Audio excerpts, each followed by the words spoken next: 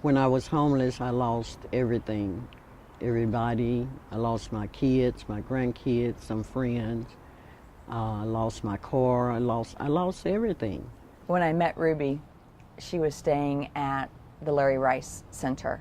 I was homeless for like 6 years before I met Catherine. She said, "Tell me about you," and tears just started rolling down my face because I was suicidal at the moment, and I felt like nobody cared, and I had been here long enough. And she said, "No, you're my angel," and I'm going, "Angel." So after being in Ruby's life for a couple months, she was suffering with depression and with anxiety, and living on the street is so incredibly hard. Living in a shelter is so hard.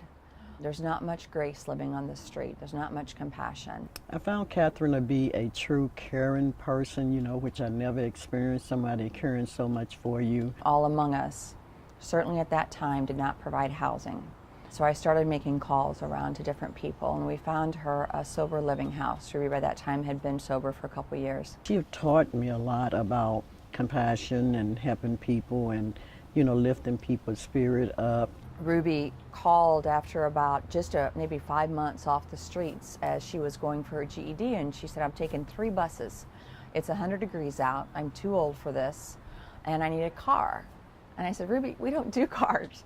And I said, "You save 1,000, I'll raise 1,000," thinking that's going to be the end of that story.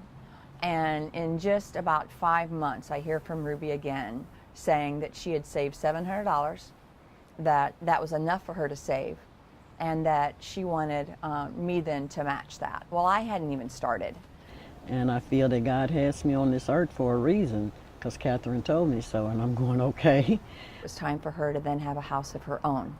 And so we then made that transition to Ruby having her own home. It's a good feeling to know that people really care about you.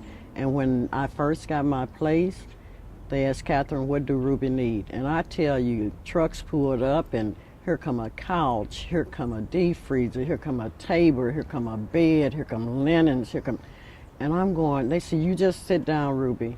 We got this." And I'm going, man, I never seen this in my life. We threw a new home party, like shower for her, and Ruby had never been to a shower.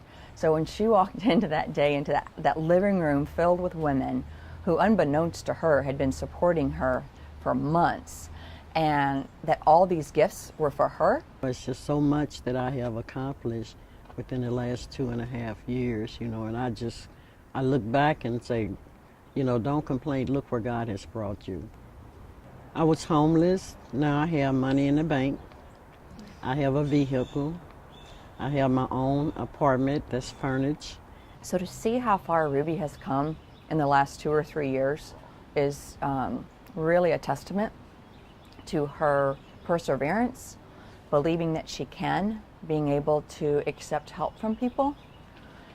Then watching Ruby helping other people that have come off the streets or that she's met in shelters, and to watch her stepping into their lives and sharing her hope with them has been really meaningful.